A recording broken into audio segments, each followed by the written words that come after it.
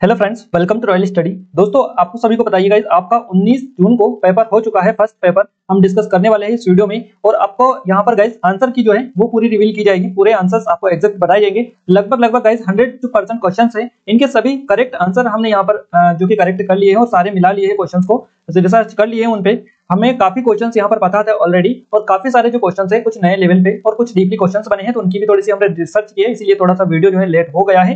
बाकी आप टेंशन बिल्कुल भी मत लीजिएगा, आपको पूरे क्वेश्चन बताए जाएंगे। पूरे 100 जो क्वेश्चन है ये इसका हम पूरा आंसर की आपके लिए लेकर आए। लास्ट में आपको आंसर की भी दे देंगे कि क्या क्या एग्जैक्ट आंसर की टेलीग्राम पर भी हम अपडेट कर देंगे। टेलीग्राम को आप ज्वाइन कर लीजिएगा, वहां पर पूरी आंसर की आपको डाल दी जाएगी इस वीडियो को देखने के बाद में। तो फाइनली अब हम स्टार्ट करते हैं हमारे पहले क्वेश्चन से। गाइस, हमारा पहला क्वेश्चन यहाँ पर बना है, आपका पहला क्वेश्चन आया है पेपर में आज का कि रणजीत सिंह का संबंध किस मिशन से है। और उससे पहले हम बता दें गाइस आपका ये जो सेक्शन है ये 20 सेक्शन का हम पीडीएफ आपको बता रहे हैं। ये 20 पेपर है 20 सेक्शन वाला, तो आप इसमें कंफ्यूजन मत होइएगा, ये आप थोड़ा सा ध्यान रखिएगा। रणजीत सिंह का संबंध किस मिसल से है, इस क्वेश्चन का जो सही जवाब रहेगा ये रहेगा आपका सुकर-चकिया ऑप्शन नंबर डी के साथ में हमारा जो है फर्स्ट ऑप्शन यहाँ से रहेगा। आपकी जगह ऑप्शन नंबर डी यहाँ से करेक्ट आंसर हो जाएगा। अगले क्वेश्चन की ओर आगे बढ़ते हैं। अगला क्वेश्चन पूछा गया, राष्ट्रीय अंतिम सरकार में रियासतों का विभाग किसे दिया गया था। राष्ट्रीय अंतिम सरकार में रियासतों का जो विभाग दिया गया था ये सरदार वल्लभ भाई पटेल को दिया गया था। सरदार वल्लभ भाई पटेल, यहाँ से हमारा option number B correct answer रहेगा। राष्ट्रीय अंतरिम सरकार में रियासतों के जो विभाग थे उनके सचिव अगर आपसे पूछते हैं तो वो वीपी मेनन हो जाते। यहाँ पे विभाग का मुख्य पूछा गया है या फिर विभाग किसे दिया गया है, इस तरह से क्वेश्चन बना है, तो बी ऑप्शन के साथ में सही जवाब इसका चला जाएगा। अगला क्वेश्चन बना है, कांग्रेस सम्मेलनों को शिक्षित भारतीयों का वार्षिक राष्ट्रीय सम्मेलन किसने कहा है। तो ये जो कहा गया है ये लाला लाजपत राय के द्वारा कहा गया है। ऑप्शन नंबर फर्स्ट के साथ में करेक्ट आंसर रहेगा। कांग्रेस सम्मेलनों को शिक्षित भारतीयों का वार्षिक राष्ट्रीय जो मेला कहा है ये लाला लाजपत राय के द्वारा कहा गया है। अगला क्वेश्चन है, महात्मा गांधी ने दांडी यात्रा किस आश्रम से प्रारंभ की थी। आई थिंक आपको सभी को इसके बारे में पता होगा। इसका सही जवाब रहेगा हमारा साबरमती आश्रम। महात्मा गांधी ने दांडी यात्रा जो स्टार्ट की थी ये साबरमती आश्रम से ही की थी, तो फर्स्ट ऑप्शन हमारा यहाँ से सही जवाब हो जाएगा। अगला क्वेश्चन है, डलहौजी की व्यापक या व्यवगत सिद्धांत के अंतर्गत विलय किया गया प्रथम राज्य कौन सा था। तो गाइस यहाँ पर आपको थोड़ा सा ध्यान देना है। डलहौजी की व्यपगत सिद्धांत के अंतर्गत विलय किया गया प्रथम भारतीय जो राज्य है इसका नाम आपको बताना है। सही जवाब इस क्वेश्चन का जो रहेगा हमारा ये रहेगा ऑप्शन नंबर डी सतारा हमारा डी ऑप्शन के साथ में यहाँ से करेक्ट आंसर चला जाएगा। अगला क्वेश्चन है गाइस, राज्य मानव अधिकार आयोग के अध्यक्ष एवं सदस्यों की नियुक्ति के नामों की सिफारिश करने वाली समिति में कौन शामिल है। सही जवाब रहेगा इस क्वेश्चन का हमारा नेता प्रतिपक्ष हमारा सी ऑप्शन के साथ में करेक्ट आंसर जाएगा। बट गाइस इसमें थोड़ा सा कंफ्यूजन है। जब हमने थोड़ी सी रिसर्च की तो पता चला हमें नेता प्रतिपक्ष के साथ साथ विधानसभा अध्यक्ष भी हमें दिखाई दिया वहां पर, तो इसमें थोड़ा सा कंफ्यूजन है इस क्वेश्चन में 6 वाले में। आप एक बार और रिसर्च कर लीजिएगा इसके बारे में और कमेंट में आप बता दीजिएगा। अगर आपको इसका एग्जैक्ट 110% आप श्योर है तो ही आप कमेंट करके बताएगा कि कौन सा इसका राइट आंसर सही है। क्लियर है। आगे बढ़ते हैं अगले क्वेश्चन पर। अगला क्वेश्चन है, राज्य के मुख्य चुनाव अधिकारी की नियुक्ति कौन करते हैं। राज्य के मुख्य चुनाव अधिकारी की जो नियुक्ति की जाती है ये की जाती है राज्यपाल के द्वारा। तो राज्यपाल हमारा ऑप्शन नंबर फर्स्ट इस क्वेश्चन से सही जवाब हो जाएगा। अगले क्वेश्चन की ओर आगे बढ़ते हैं। अगले क्वेश्चन हमारे निकल कर आ रहे हैं, निम्नलिखित कथनों पर विचार कीजिएगा।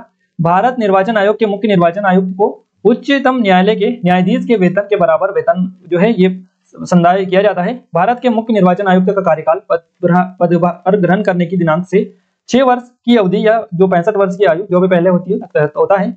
कोई निर्वाचन आयुक्त किसी भी समय मुख्य निर्वाचन आयुक्त को संबोधित स्व हस्ताक्षरित लेख द्वारा अपना त्याग कर सकता है। इस तरह से 3 आपको जो कि कथन दे रखे हैं और इन पर विचार करने को कहा है। इसमें से आपको बताना है कि कौन सा इसमें से सही है।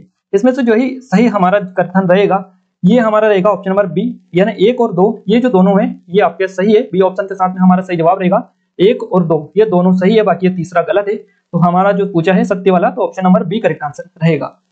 अगला क्वेश्चन है गाइस, मध्य प्रदेश लोक सेवा आयोग में अधिकतम कितने सदस्य होंगे। मध्य प्रदेश लोक सेवा आयोग में अधिकतम सदस्य संख्या आपसे पूछी है गाइस। वर्तमान में अभी कितने हैं। वर्तमान में अभी 4 कार्यरत हैं मध्य प्रदेश लोक सेवा आयोग में। अभी वर्तमान में अगर पूछता है तो 4 कार्यरत हैं और उनने पूछा है कि मध्य प्रदेश लोक सेवा आयोग में अधिकतम कितने सदस्य होंगे। अधिकतम का यहाँ पर वर्ड यूज किया गया है, इसलिए हमारा जो करेक्ट आंसर जाएगा ये जाएगा यहाँ पर ऑप्शन नंबर डी के साथ में 7 सदस्य ऑप्शन नंबर डी के साथ में जाएगा। गाइस हमने जब इसकी थोड़ी सी रिसर्च की 4 कुछ लोग बता रहे थे और कुछ बता रहे थे कि डी ऑप्शन 7 सही है। हमने थोड़ी सी रिसर्च की तो हमें पता चला है कि 7 सदस्य अधिकतम इसमें हो सकते हैं और जो कि संविधान के द्वारा जो कि प्रदत्त की गई है चीजें उस आधार पर जो कि 7 सदस्य हमें वहां पर मिले हैं। बाकी कुछ लोग 5 भी बता रहे थे, तो गाइस 5 नहीं है। वर्तमान में अभी 4 कार्यरत है। वर्तमान में अभी कुल 4 कार्यरत है, ठीक है। और जो इसका जो सही जवाब रहेगा ये रहेगा ऑप्शन नंबर डी 7 सदस्य अभी वर्तमान में इसमें मौजूद है, यानी हो सकते हैं अभी वर्तमान में 4 इसमें है। तो हमारा डी ऑप्शन के साथ में सही जवाब चला जाएगा। अगला क्वेश्चन है, नियंत्रक एवं महालेखा परीक्षक की छुट्टी पर छुट्टी मंजूर करने या नामंजूर करने की शक्ति किसमें निहित होती है? इस क्वेश्चन का जो सही जवाब रहेगा ये रहेगा राष्ट्रपति में। राष्ट्रपति हमारा बी ऑप्शन के साथ में सही जवाब रहेगा। अगला क्वेश्चन है भारत के संविधान के अनुच्छेद 51 का के उपबंधों के तहत प्रयुक्त पालन एवं आदर शब्द किससे संबंधित है? ये जो शब्द है ये संविधान से संबंधित है। संविधान हमारा फर्स्ट ऑप्शन सही हो जाएगा।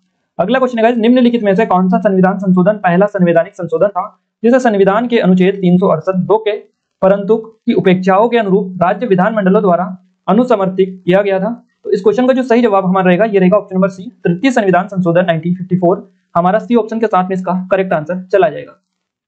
अगला क्वेश्चन है गाइस जिन क्वेश्चनों में डाउट होगा या फिर जिन क्वेश्चनों में थोड़ा सा विरोध वगैरह चीजें देखने को मिलेगी वो हम पहले ही आपको बता देंगे। इसमें आप थोड़ा सा रिसर्च कर लीजिएगा। बाकी जो चीजें सही है, जो क्वेश्चंस बिल्कुल करेक्ट हैं, उनका राइट आंसर हम आपको तुरंत से बता रहे हैं, तो उनका आप अच्छे से कवर कर लीजिएगा। केंद्र और राज्यों के बीच विवादों को तय करने के लिए भारत के सर्वोच्च न्यायालय की शक्ति किस अधिकार क्षेत्र के अंतर्गत आती है? ये जो आती है ये मूल क्षेत्राधिकार के अंतर्गत आती है। हमारा डी ऑप्शन यहाँ से भी सही जवाब हो जाएगा।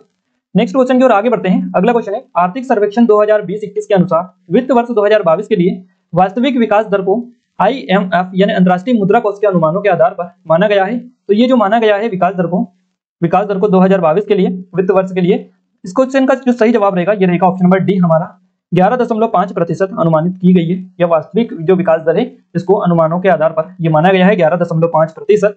डी ऑप्शन हमारा सही जवाब रहेगा। अगला क्वेश्चन है मध्याह्न भोजन योजना या मिड डे जो भोजन योजना है ये भारत सरकार के द्वारा किस वर्ष शुरू की गई थी? यहाँ पर मध्य प्रदेश नाम नहीं है इसलिए मध्य प्रदेश सरकार यहाँ पर नहीं होगा। ये भारत सरकार के द्वारा कब शुरू की गई थी? सही जवाब रहेगा ऑप्शन नंबर सी 1995 में। तो हमारा सी ऑप्शन के साथ में इस क्वेश्चन का सही जवाब चला जाएगा। अगला क्वेश्चन है ज्वालामुखी विस्फोट किस पैटी में सर्वाधिक है? ज्वालामुखी विस्फोट सर्वाधिक जो देखने को मिलता है यह परिप्रशांत महासागरी में देखने को मिलता है। कहां पर?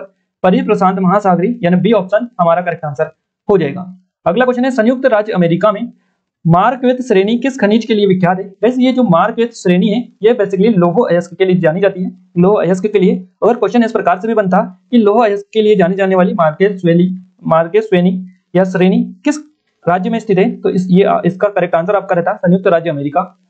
क्वेश्चन कैसे भी पूछ सकता है, आपका कॉन्सेप्ट क्लियर होना चाहिए। हमारा डी ऑप्शन यहाँ से करेक्ट आंसर हो जाएगा। अगले क्वेश्चन की ओर आगे बढ़ते हैं। अगला क्वेश्चन है निम्नलिखित में से किस नहर ने राजस्थान के पश्चिमी जिलों की कृषि संबंधित गतिविधियों को रूपांतरित कर दिया है? अब ये जो है किस नहर की बात यहाँ पर की जा रही है ये बेसिकली आपको बताना है। इस क्वेश्चन का जो सही जवाब रहेगा हमारा ये रहेगा इंदिरा गांधी नहर। इंदिरा गांधी जो नहर है इसने राजस्थान के पश्चिमी जिलों की कृषि संबंधित गतिविधियों को रूपांतरित कर दिया है। हमारा डी ऑप्शन यहाँ से सही जवाब रहेगा। गाइस जो भी आपने आंसर लगाए हैं पहले आप इनको देख लीजिएगा, उसके बाद में मिलान कर लीजिएगा। ये हम ऐसा नहीं बोल सकते गाइस कि 100% ये बिल्कुल करेक्ट है, बट हमने कोशिश की है गाइस कि 110% ये करेक्ट ही आंसर आपको मिले।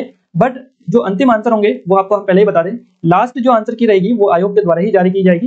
गाइस ऐसा नहीं होता है कि आयोग के द्वारा जारी की गई आंसर की भी 100% सही होती है, उसमें भी कुछ गलतियां हो सकती है। इसलिए ऐसा कोई टीचर नहीं है गाइस जो 100% सही आंसर आपको दे दे, क्योंकि आयोग खुद गलत चीजें दे देता है। आप सभी ने देखा ही है पिछले सालों में, कई सालों से। तो 100% हम कोशिश कर रहे हैं आपको देने की, बाकी 100% प्रूफ नहीं है कि ये सही है, क्योंकि आयोग भी इसमें गलतियां कर देता है। इसलिए आपको थोड़ी सी चीजें समझनी होगी और आप कमेंट करके बता सकते हैं। कमेंट में वहां पर आप जरूर से बताइएगा अगर आपको कुछ डाउट या क्वेरीज है। अगला क्वेश्चन है हमारा निम्नलिखित सघन जनसंख्या वाले क्षेत्रों में से कौन सा क्षेत्र कृषि पर प्रत्यक्ष रूप से निर्भर नहीं है? इसमें से कृषि पर प्रत्यक्ष रूप से निर्भर कौन सा जो कि क्षेत्र नहीं है ये आपको बेसिकली बताना है। हमारा जो करेक्ट आंसर यहाँ पर निकल कर आ रहा है, या फिर आप सभी ने जो लगाया है वो ठीक है, बट यहाँ पर इसका जो करेक्ट आंसर रहेगा ये रहेगा उत्तर पूर्वी संयुक्त राज्य अमेरिका। हमारा डी ऑप्शन के साथ में यहाँ से करेक्ट आंसर रहेगा। अगला क्वेश्चन है जनगणना वर्ष 2011 में भारत की कुल जनसंख्या 1,21,00,000 या 121 करोड़ में नगरीकरण का स्तर प्रतिशत आपको बताना था कि इसमें नगरीकरण का जो स्तर है ये क्या था। इसमें नगरीकरण का जो स्तर था ये था ऑप्शन नंबर डी 31.15% यानी 31.15%। हमारा डी ऑप्शन के साथ में करेक्ट आंसर रहेगा। अगला क्वेश्चन है भोपाल गैस त्रासदी किस वर्ष में हुई थी? आई थिंक आप सभी को पता है ये 2-3 दिसंबर को ये हुई थी 1984 में। तो आपसे अगर डेट भी पूछता तो आप बता देते, या फिर आपसे पूछता कि कौन सी गैस रिसाव हुई थी, मिसाइल आइसोसाइनेट कहां पर हुई थी? भोपाल में हुई थी। कब हुई थी, कैसे हुई थी, ये सारी चीजें आई थिंक आपको सभी को पता ही है, क्लियर है, रेडी है, ऑलरेडी आपको सभी जानते हैं इसके बारे में। तो यहाँ से काफी इजी क्वेश्चन है और सी ऑप्शन करेक्ट आंसर रहेगा। अगला क्वेश्चन है गाइस हमारा सर्टोली कोशिकाएं किस अंग में पाई जाती है? सर्टोली जो कोशिकाएं पाई जाती है ये वृषण में देखने को मिलती है। वृषण है यहाँ पर हमारा ऑप्शन करेक्ट आंसर रहेगा। अगला क्वेश्चन है यूनिसेफ का मुख्यालय, ये भी काफी इजी क्वेश्चन है। यूनिसेफ का जो मुख्यालय है ये न्यूयॉर्क शहर में स्थित है। न्यूयॉर्क का हमारा option number B correct answer हो जाएगा। अगला क्वेश्चन है हाइड्रोक्लोरिक एसिड किस अंग में स्रावित होता है? हाइड्रोक्लोरिक जो एसिड होती है HCl इसको हम बोलते हैं हाइड्रोक्लोरिक एसिड। तो गाइस ये जो होती है बेसिकली, और ये हमारा जो करेक्ट आंसर रहेगा यहाँ पर ये इसका रहेगा आमाशय। ऑप्शन नंबर सी हमारा करेक्ट आंसर हो जाएगा। अगला क्वेश्चन है स्कर्वी रोग इस विटामिन की न्यूनता कमी से होता है। गाइस एक चीज जो हम आपको रिकॉल करवा दें, अगर आपने कांस्टेबल का एग्जाम दिया था तो उसमें भी ये क्वेश्चन एज इट इज पूछा गया था। क्लियर है? तो इस तरह से काफी क्वेश्चंस उसमें देखने को मिले थे। हमारा जो यहाँ से करेक्ट आंसर रहेगा ये रहेगा option number D vitamin C. Option number D हमारा करेक्ट आंसर रहेगा विटामिन सी। तो क्लियर है? ऑप्शन नंबर डी हमारा करेक्ट आंसर हो जाएगा। स्कर्वी जो रोग होता है ये विटामिन सी की कमी से होता है, आपको क्लिक करना है। अगला क्वेश्चन है हमारा भारतीय संविधान का अनुच्छेद 338 किससे संबंधित है? भारतीय संविधान का अनुच्छेद 338 यानी आर्टिकल 338 जो संबंधित है ये राष्ट्रीय अनुसूचित जाति आयोग से संबंधित है। तो फर्स्ट ऑप्शन के साथ में करेक्ट आंसर हो जाएगा। अगला क्वेश्चन है सूचना का अधिकार अधिनियम की धारा 20 के अंतर्गत निम्नलिखित में से कौन जुर्माना लगा सकता है? सूचना का अधिकार अधिनियम के आधार पर की धारा 20 के अंतर्गत इनमें से कौन जुर्माना लगा सकता है? इस क्वेश्चन का जो सही जवाब रहेगा ये हमारा रहेगा केंद्रीय सूचना आयोग या राज्य सूचना आयोग। हमारा सी ऑप्शन के साथ में करेक्ट आंसर चला जाएगा। अगला क्वेश्चन है भारत के नियंत्रक एवं महालेखा परीक्षक संघ के लेखाओं संबंधित अपना प्रतिवेदन प्रस्तुत करता है। भारत के नियंत्रक एवं महालेखा परीक्षक संघ के लेखाओं संबंधित अपना जो प्रतिवेदन प्रस्तुत करता है ये किसको करता है? बेसिकली ये आपको इस क्वेश्चन में बताना था। और इस क्वेश्चन का जो सही जवाब हमारा रहेगा ये रहेगा उपरोक्त में से कोई नहीं। उपरोक्त में से कोई नहीं यानी डी ऑप्शन सही जवाब रहेगा। भारत के नियंत्रक एवं महालेखा परीक्षक संघ के लेखाओं संबंधित अपना प्रतिवेदन जो प्रस्तुत करता है इसमें से भारत के मुख्य न्यायाधीश को भी नहीं करता है, प्रधानमंत्री को भी नहीं करते हैं और उपराष्ट्रपति को भी नहीं करते हैं। यानी ये तीनों आपकी गलत है, इसलिए आपका जो करेक्ट आंसर रहेगा ये उपरोक्त में से कोई नहीं है। ऑप्शन नंबर डी के साथ में चला जाएगा। अगला क्वेश्चन है हमारा राज्य लोक सेवा आयोग के अध्यक्ष एवं सदस्यों की नियुक्ति की जाती है। राज्य लोक सेवा आयोग के अध्यक्ष एवं सदस्यों की जो नियुक्ति की जाती है ये की जाती है राज्यपाल के द्वारा। आई थिंक आप सभी को बताइए और काफी इजी क्वेश्चन ये है। और गाइस इस तरह से राज्य लोक सेवा आयोग से रिलेटेड दो क्वेश्चन अभी तक बन चुके हैं। एक आपका सदस्य संख्या पूछी है, दूसरा पूछा है कि इनकी नियुक्ति कौन करता है? राज्यपाल के द्वारा की जाती है। अगला क्वेश्चन है हमारा विकास निगरानी और मूल्यांकन कार्यालय जिसको डीएमईओ बोलते हैं, इसका गठन कब किया गया था? विकास निगरानी और मूल्यांकन कार्यालय का जो गठन किया गया था ये किया गया था 18 सितंबर को 2015 में। फर्स्ट ऑप्शन करेक्ट आंसर हो जाएगा। नेक्स्ट क्वेश्चन है मध्य प्रदेश का वहां जिला जिसमें लिंगानुपात सबसे कम है और कांस्टेबल में भी ये क्वेश्चन बना था और सबसे फेवरेट क्वेश्चन है गाइस। ये क्वेश्चन तो कोई भी एग्जाम हो देखने को आपको मिलता है। ये क्वेश्चन गाइस पीएससी के एग्जाम में भी कईयों बार पूछा गया है। हमारा सही जवाब रहेगा ऑप्शन नंबर सी। भिंड जिले में सबसे कम लिंगानुपात देखने को मिलता है जो कि मध्य प्रदेश का एक जिला है। सी ऑप्शन सही जवाब हो जाएगा। अगला क्वेश्चन है मध्य प्रदेश कितने कृषि जलवायु क्षेत्रों में विभाजित है? और गाइस ये जो क्वेश्चन है ये भी सबसे इजी क्वेश्चन है, कोई भी इसका क्वेश्चन का आंसर बता सकता है। हमारा करेक्ट आंसर रहेगा 11 यानी सी ऑप्शन के साथ में सही जवाब चला जाएगा। मध्य प्रदेश 11 कृषि जलवायु क्षेत्रों में बटा है यानी एग्रो क्लाइमेटिक जोन ये है मध्य प्रदेश के जो 11 जोनों में बटा हुआ है, आपको याद रखना है। सी ऑप्शन आई थिंक आप सभी ने क्लिक किया होगा। अगला क्वेश्चन है हमारा किस वर्ष में भारत हेवी इलेक्ट्रिकल लिमिटेड यानी बीएचईएल को महारत्न का दर्जा दिया गया था? महारत्न का जो दर्जा दिया गया था बीएचईएल को ये दिया गया था सन 2013 में। 2013 हमारा सी ऑप्शन करेक्ट आंसर हो जाएगा। नेक्स्ट क्वेश्चन है इंदिरा गांधी ट्राइबल विश्वविद्यालय मध्य प्रदेश के किस शहर में स्थित है? गाइस इंदिरा गांधी ट्राइबल विश्वविद्यालय मध्य प्रदेश के अमरकंटक में देखने को मिलता है। अमरकंटक हमारा बी ऑप्शन यहाँ से करेक्ट आंसर हो जाएगा। नेक्स्ट क्वेश्चन है हिंदुस्तान कॉपर लिमिटेड का कॉपर प्रोजेक्ट मध्य प्रदेश के निम्नलिखित शहरों में से किस शहर में है? इस शहर को कॉपर सिटी के नाम से जाना जाता है। देखिए दो हिंट आपको दे दिए हैं। पहली चीज तो आपको ये आई थिंक पता होगा, अगर ये भी आपको नहीं पता है तो आपको कॉपर सिटी के बारे में पता होगा तो भी आपको इसको क्लिक कर सकते हैं। दोनों में से अगर एक चीज भी आपको पता है ना तो आप इसका करेक्ट आंसर क्लिक कर सकते हैं। क्लियर है? तो आपके लिए प्लस पॉइंट है गाइस। हमारा जो करेक्ट आंसर रहेगा ये रहेगा ऑप्शन नंबर डी मलाजखंड जो कि बालाघाट जिले में आता है।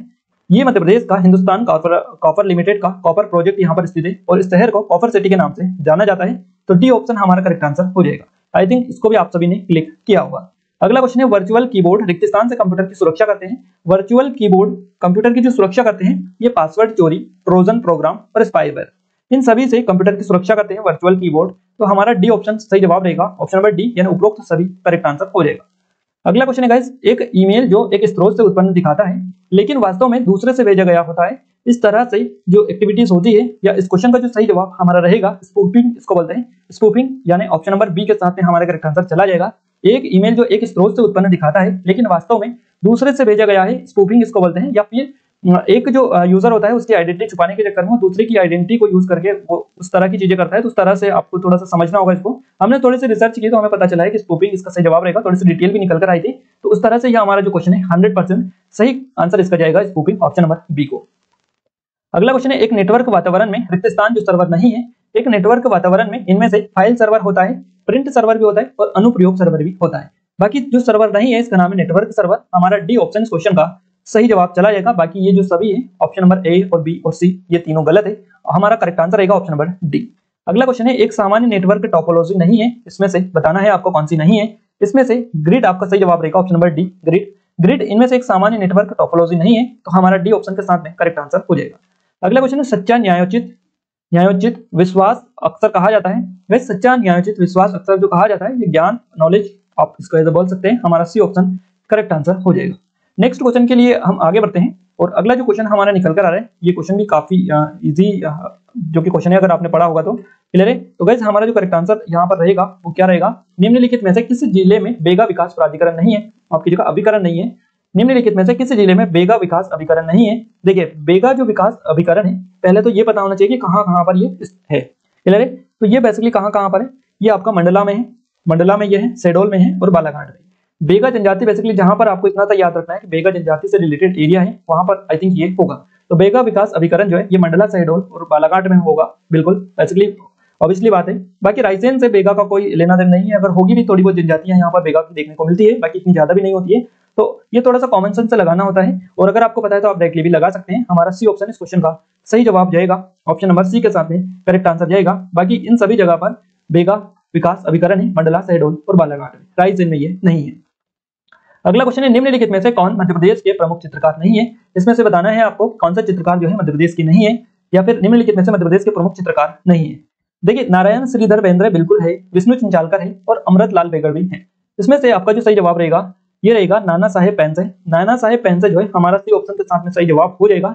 ये जो है प्रमुख चित्रकार नहीं है मध्य प्रदेश के, बाकी ये सभी है, तो ये आपकी गलत हो जाएंगे, हमारा सी ऑप्शन सही जवाब हो जाएगा।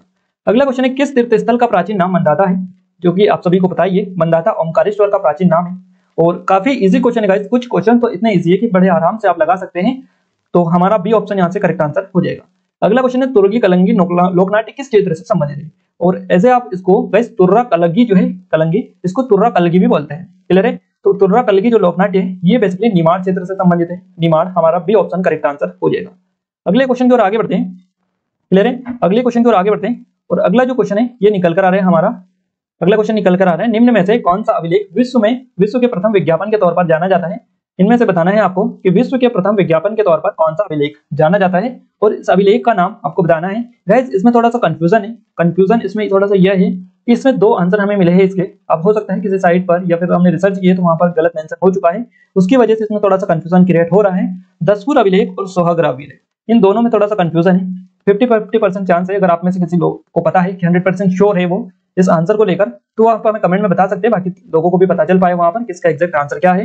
दसपुर अभिलेख आएगा या सोहागरा अभिलेख आएगा, बाकी दोनों में से एक रहेगा, ये हम 100% बोल सकते हैं, क्लियर है। तो आप कमेंट करके बता दीजिएगा इनमें से कौन सा आएगा, क्योंकि इसमें थोड़ा सा कंफ्यूजन है, क्लियर है। अगर आप चाहेंगे गाइस तो देखिए आप टेलीग्राम को पहले ज्वाइन कर लीजिएगा, लिंक डिस्क्रिप्शन में लेंगे, टेलीग्राम को ज्वाइन कर लेंगे। इसको इस वीडियो को मैं बनाने के बाद में, डालने के बाद में इस पे थोड़ी सी रिसर्च करूंगा, जिन क्वेश्चनों में डाउट है या फिर उनमें थोड़ी सी रिसर्च करने के बाद में उनकी डिटेल जो है डिटेल में टेलीग्राम पर अपडेट कर दूंगा आप लोगों को, ताकि आपको एग्जैक्ट क्वेश्चन का आंसर भी मिल पाए और आपको पूरी चीजें मिल पाए कि यही 110% आंसर आपका होगा। तो उस तरह से भी आपको थोड़ा सा रिलीफ मिल पाएगा। तो आप टेलीग्राम को जाकर ज्वाइन कीजिएगा, डिस्क्रिप्शन में उसकी लिंक दे रखी है।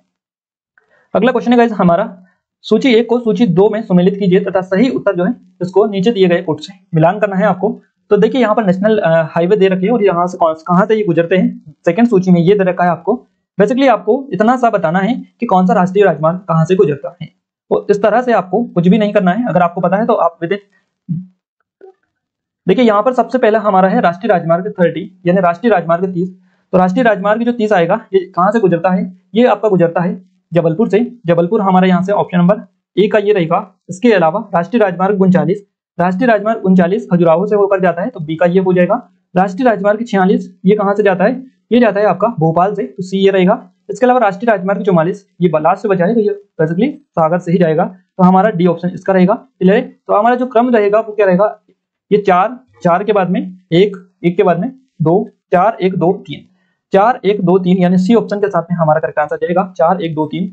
ऑप्शन नंबर सी हमारा करेक्ट आंसर हो जाएगा। बड़े आराम से आप इसको क्लिक कर सकते हैं। और आगे बढ़ते हैं। अगला क्वेश्चन है निम्नलिखित में से कौन सा हवाई अड्डा अंतरराष्ट्रीय हवाई अड्डा नहीं है। इसमें से बताना है कि कौन सा हवाई अड्डा अंतरराष्ट्रीय हवाई अड्डा नहीं है। गाइस यहाँ पर भी थोड़ी सी चीजें देखने को मिलती है आपको कि इसमें से भोपाल और इंदौर, आई थिंक आप सभी को बताइए भोपाल जो इंदौर है ये दोनों अंतरराष्ट्रीय हवाई अड्डे हैं। खजुराहो इसमें थोड़ा सा कंफ्यूजन है, और ग्वालियर अंतरराष्ट्रीय हवाई अड्डा नहीं है। इस तरह से हमें चीजें देखने को मिलती है। तो गाइस यहाँ पर हमारा बेसिकली क्वेश्चन पर हम आए और बात करें इस क्वेश्चन के राइट आंसर की, तो यहाँ पर पहली बात तो आपको ये देखनी है कि इसमें से बेसिकली भोपाल, इंदौर और खजुराहो ये तीनों जो है ये आपके अंतरराष्ट्रीय हवाई अड्डे हैं। इनमें से ग्वालियर नहीं है। बाकी कुछ लोग हमें पता है कि आप कमेंट करके बताएंगे कि सर इसमें से खजुराहो और ग्वालियर नहीं है, बाकी इंदौर और भोपाल दोनों अंतर्राष्ट्रीय हवाई अड्डे हैं। तो आप ही हमें बता दीजिएगा इसका राइट आंसर क्या है। बट हम अगर बताएं इसका राइट आंसर तो हम तो यही बताएंगे कि केवल 4 इसमें से आपका सही रहेगा। Option number first, option number first ये आपका ग्वालियर जो है ये अंतर्राष्ट्रीय हवाई अड्डा नहीं है, बाकी भोपाल, इंदौर और खजुराहो ये अंतर्राष्ट्रीय हवाई अड्डे हैं। तो हम तो यही बताएंगे ऑप्शन नंबर फर्स्ट। अब आप थोड़ा सा कंफर्म कर लीजिएगा कि आपको क्या बताना है। अगला क्वेश्चन है, मध्य प्रदेश में निम्न में से कौन सा स्थान जिला तापी विद्युत केंद्र से संबंधित नहीं है। इस क्वेश्चन का जो सही जवाब हमारा रहेगा ये रहेगा आपका ऑप्शन नंबर डी, दोंगालिया मुंडी खरगोन। ये जो है ये विद्युत तापी या तापी विद्युत केंद्र से संबंधित नहीं है ये स्थान। आप सभी को बताइए, सारणी बैतूल बिल्कुल ये आपका विद्युत तापी विद्युत केंद्र है आपका। अमरकंटक में, अनूपपुर में भी है आपका, और उमरिया में बीरसिंहपुर भी तापी विद्युत केंद्र है। ये तीनों आपके विद्युत केंद्र है। बाकी खरगोन में ऐसा कोई नहीं है। तो हमारा option number D correct answer हो जाएगा यहाँ से। Option number D correct answer यहाँ से चला जाएगा। अगले क्वेश्चन की ओर आगे बढ़ते हैं। अगला क्वेश्चन है, निम्नलिखित में से कौन सा युग्म सही सुमेलित नहीं है। इनमें से बताना है कौन सा सही सुमेलित युग्म नहीं है। क्लियर है। इस क्वेश्चन का जो सही जवाब हमारा रहेगा वो क्या रहेगा, इनमें से हमारा जो करेक्ट आंसर रहेगा, देखिए बरगी परियोजना जबलपुर बिल्कुल सही है, तवा परियोजना होशंगाबाद ये भी सही है, मटियारी बांध परियोजना मंडला ये भी सही है।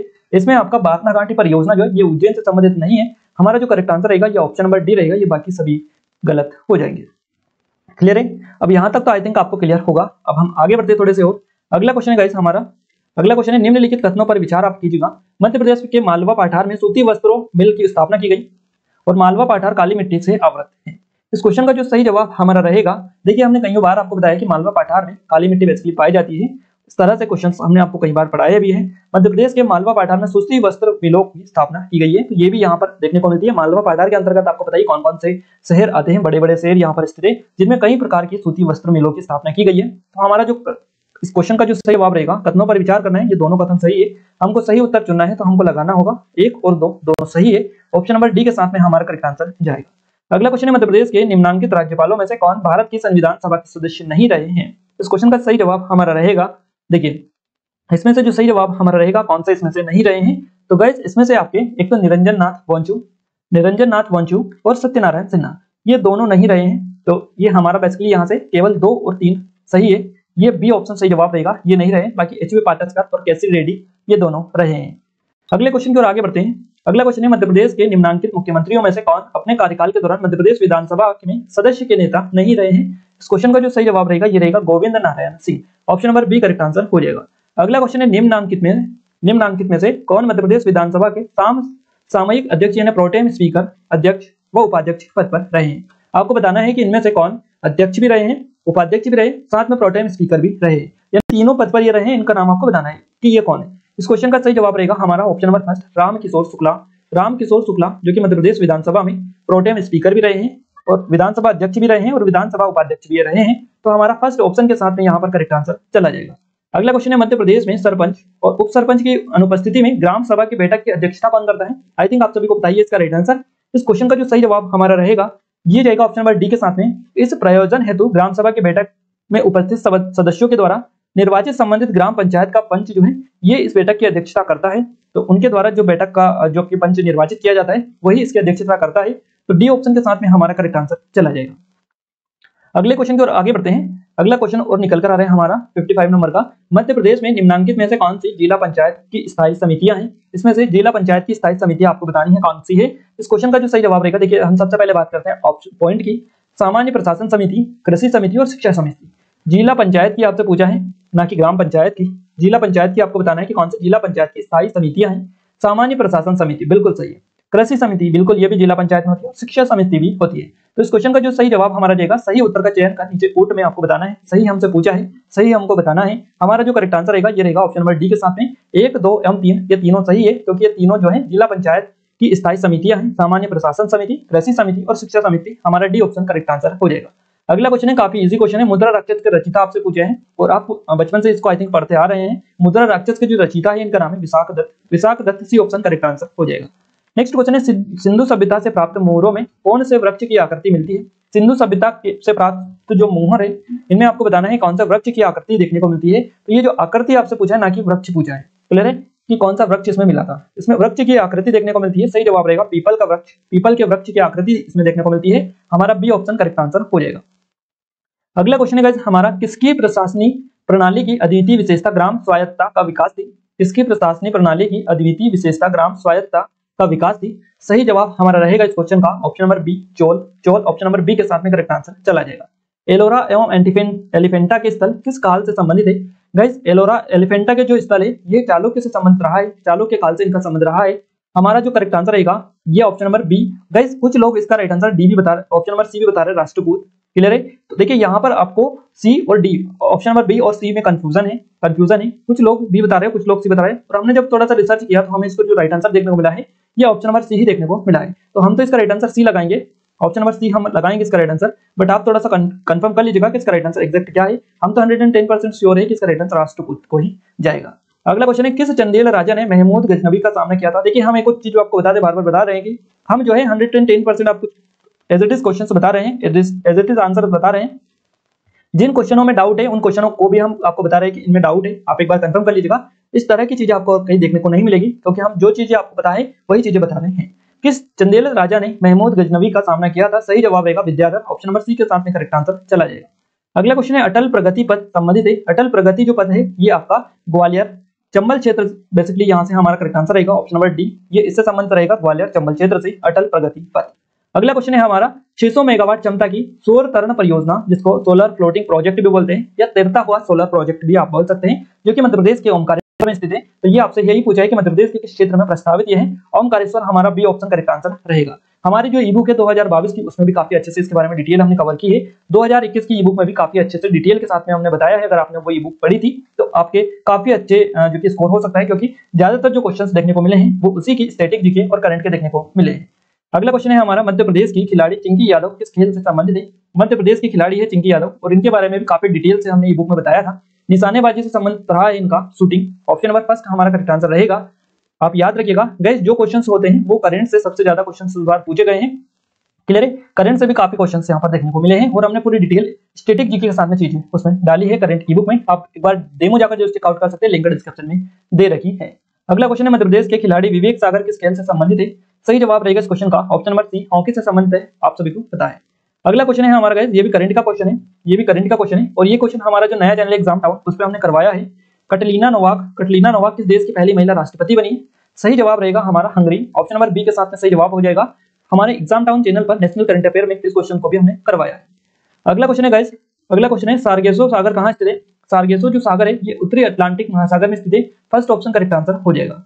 नेक्स्ट क्वेश्चन है, निम्नलिखित में से किस जलमार्ग का आर्थिक तथा युद्ध नीतिक महत्व अधिक है? ये जो जलमार्ग है इसका नाम है सुएज नहर। सुएज नहर की आर्थिक एवं युद्ध नीतिक महत्व सबसे ज्यादा इसी जो कि जलमार्ग का है, सुएज नहर, आप सभी ने बताइए, सी ऑप्शन करेक्ट आंसर रहेगा। अगला क्वेश्चन है, निम्नलिखित में से कौन सा नवीन वलित पर्वत नहीं है? देखिए वलित पर्वत पूछता तो आप थोड़े से कंफ्यूज हो सकते हैं। आपसे इसमें पूछा है कि निम्न में से कौन सा नवीन वलित पर्वत नहीं है। गाइस देखिए, हिमालय, अल्पस और रॉकी ये तीनों वलित पर्वत है, ना कि नवीन वलित पर्वत है। क्लियर है? इसमें से जो नवीन वलित पर्वत नहीं है, इसमें से ये आपका ऑप्शन नंबर फर्स्ट नहीं है, ऑप्शन नंबर फर्स्ट नहीं है, हमारा फर्स्ट ऑप्शन करेक्ट आंसर रहेगा। बाकी ये तीनों जो ऑप्शन है ये कट हो जाएंगे।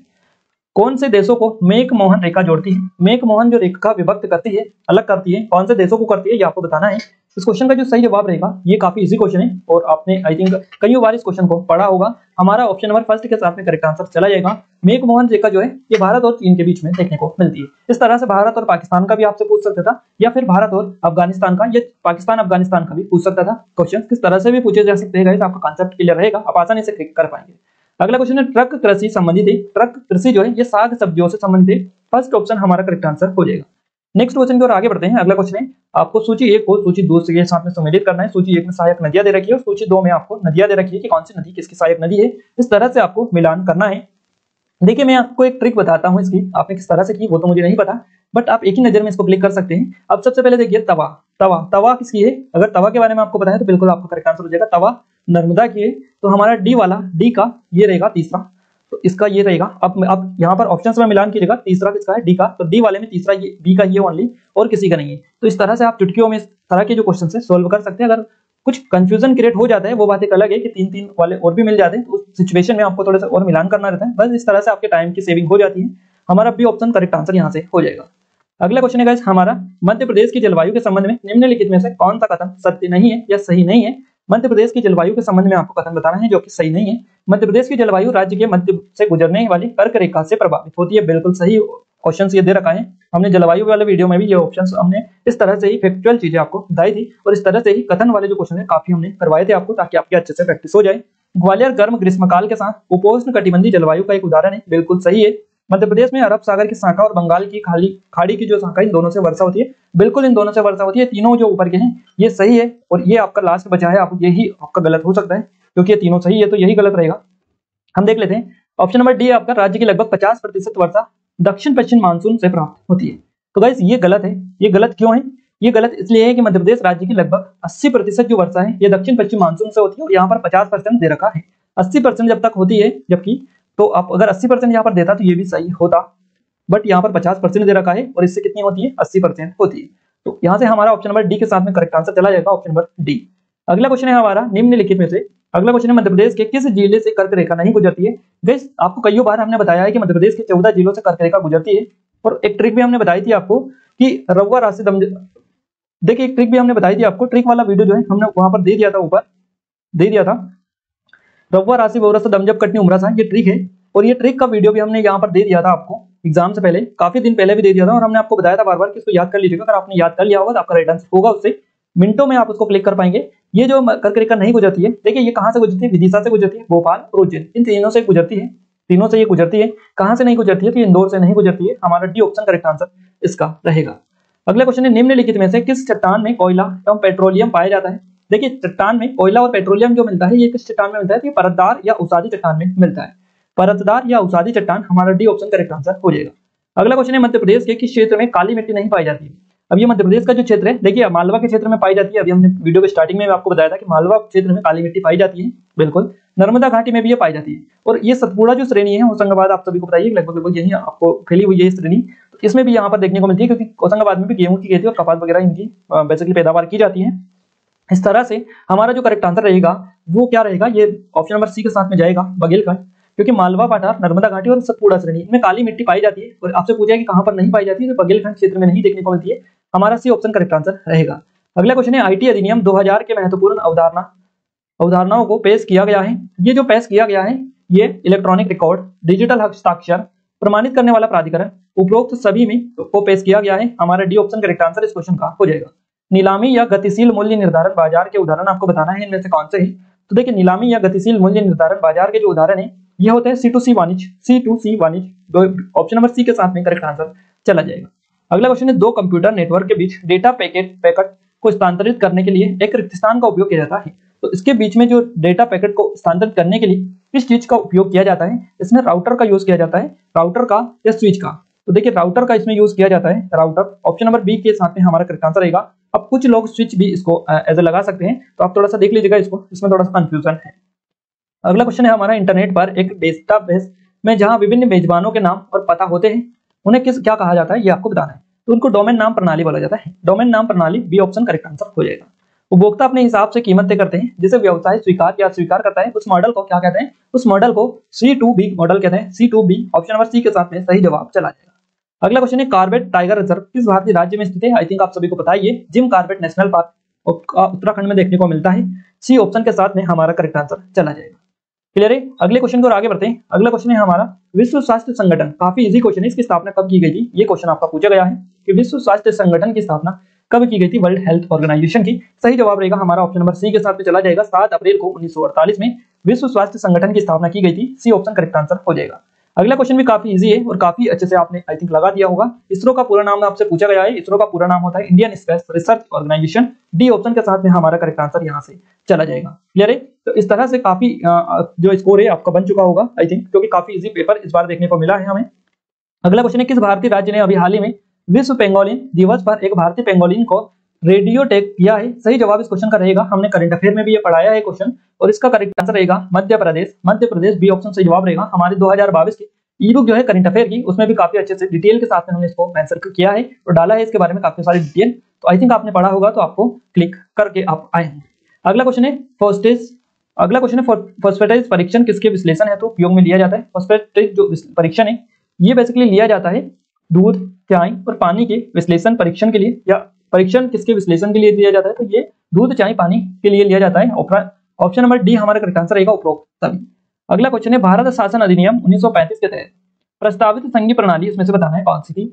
अखिल भारतीय संघ हमारी जो है ये एक संघीय प्रणाली थी प्रस्तावित भारत शासन अधिनियम 1935 के तहत। फर्स्ट ऑप्शन सही जवाब हो जाएगा। जवाहरलाल नेहरू ने भारतीय संविधान की सभा किस बैठक में उद्देश्य प्रस्ताव रखा था। जवाहरलाल नेहरू के द्वारा भारत की संविधान सभा की किस बैठक में उद्देश्य प्रस्ताव रखा था, ये बेसिकली आपको पूछा गया है आपसे। और ये जो इन्होंने रखा था ये तीसरी में रखा था, तीसरी बैठक में इन्होंने उद्देश्य प्रस्ताव पारित किया था।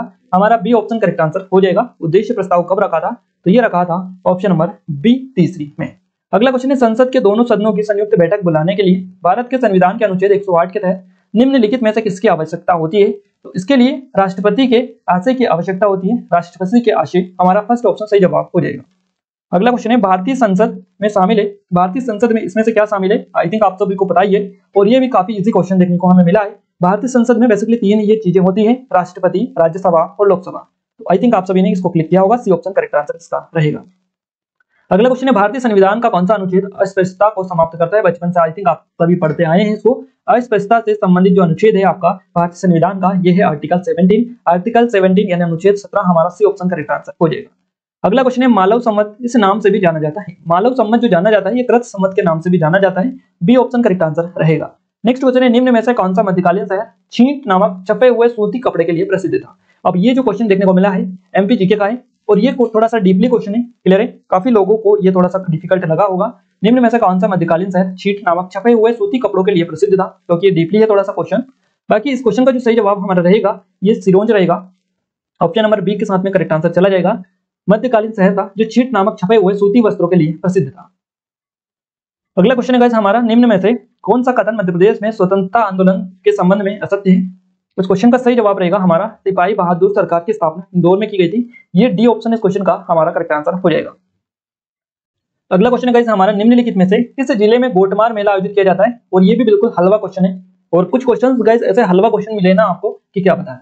निम्नलिखित में से किस जिले में गोटमार मेला आयोजित किया जाता है। तो ये गोटमार का जो मेला आयोजित होता है ये छिंदवाड़ा जिले में होता है। गाइस ये जो हलवा क्वेश्चन मिले इनसे थोड़ी सी डिफिकल्टी आपको ये होगी कि ये कट ऑफ जो है काफी हाई चला जाएगा, काफी हाई कट ऑफ चला जाएगा, उससे डिफिकल्टी थोड़ी सी हो सकती है, बाकी और कुछ नहीं। क्लियर है। आगे बढ़ते हैं हमारे अगले क्वेश्चन से। अगले क्वेश्चन पे आगे बढ़ते हैं। अगला क्वेश्चन है, निम्न में से कौन सा सुमेलित नहीं है। देखिए अगर इन रचनाकारों की रचना अगर आपको पता है या इनकी ये चीजें आपको पता है तो बड़े आराम से आप कर सकते हैं। पहला हमारा ऑप्शन है सुमेलित करना है इनको कि कौन सा सुमेलित नहीं है ये आपको बताना है। क्लियर है। हरिशंकर परसाई हंसते हैं रोते हैं, हंसते हैं रोते हैं रानी नागफनी की कहानी, बिल्कुल इनकी रचनाएं हैं। अगर आपने पढ़ी है तो आपको पता होगा, बिल्कुल सही है। अगला क्वेश्चन है भवानी प्रसाद मिश्र से। तो भवानी प्रसाद जो मिश्र की रचना कौन कौन सी है। गीत फरोज, कूड़ा के घने जंगल और हीम तरंगिनी। देखिए ये जो है भवानी प्रसाद मिश्र की रचना नहीं है, ये आपका गलत रहेगा। माधव गजानन माधव मुक्तिबोध, चांद का मुंह टेढ़ा और काट का सपना, बिल्कुल इनकी भी सही है। केशवदास की रसिक प्रिया और कबीर प्रिया, ये भी सही है। इसमें से गलत कौन सी भवानी प्रसाद की, और हमसे क्या पूछ रहे हैं निम्न में से कौन सा युग्म सुमेलित नहीं है। सुमेलित ये नहीं है बी वाला, तो बी वाला हमारा ऑप्शन नंबर बी के साथ में करेक्ट आंसर चला जाएगा। क्लियर है। याद रखिएगा बी ऑप्शन करेक्ट आंसर हो जाएगा। अगला क्वेश्चन है हमारा, संयुक्त राष्ट्र द्वारा वर्ष 2023 को घोषित किया गया है।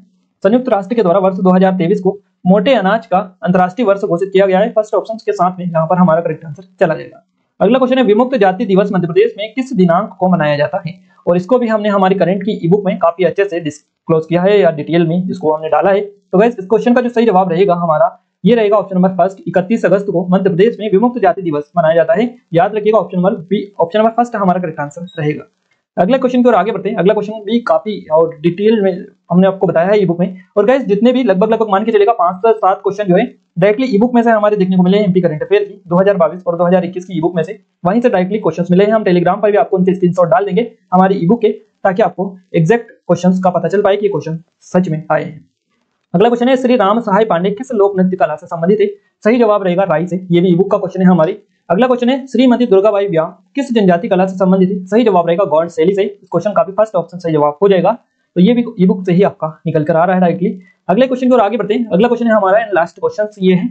अगला क्वेश्चन है बालाघाट। देखिए बालाघाट यहाँ पर जिला आपको दे रखा है और 10 संभावित उत्पाद दे रखा है। कौन से उत्पाद जो है कहाँ पर उत्पादित होते हैं, किस जिले में होते हैं। क्लियर है। तो ये बालाघाट की अगर हम बेसिकली बात करें तो बालाघाट कोदो कुटकी के लिए जाना जाता है।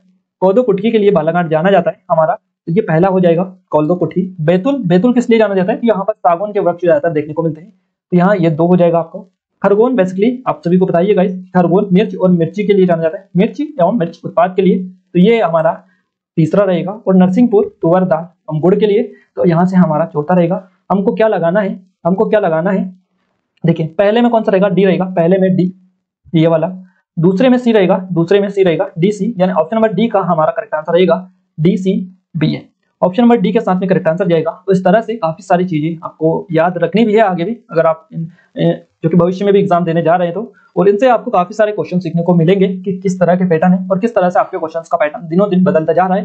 गाइस पिछली बार आप सभी ने अगर एग्जाम दिया होगा तो आपको पता होगा कितना डिफिकल्ट लेवल का पेपर बना था पिछली बार। बस इस बार जो क्वेश्चन बने हैं काफी इजी लेवल का पेपर बनाया गया है और इस बार भी कट ऑफ काफी हाई जाएगा। अगर आप कट ऑफ की वीडियो भी चाहते हैं तो आप कमेंट में बता दीजिएगा। बाकी एक और चीज हम आपको बता देगा कि हमारी जो फाइनल आंसर की आएगी पीएससी के द्वारा, जो कि आयोग के द्वारा उपलब्ध कराई जाएगी, उसके बाद में हम फाइनल आंसर आपको बताएंगे। क्लियर है? इसलिए चैनल को सब्सक्राइब जरूर कर लीजिएगा। फाइनल आंसर भी आपको बताएंगे ताकि आपको एग्जैक्ट आंसर उस टाइम पर पता चल पाए कि कौन से आंसर जो है आयोग ने सही बताए हैं और कौन से गलत बताए हैं। तो वहां पर भी आपको 100% क्वेश्चन सही मिल पाएंगे।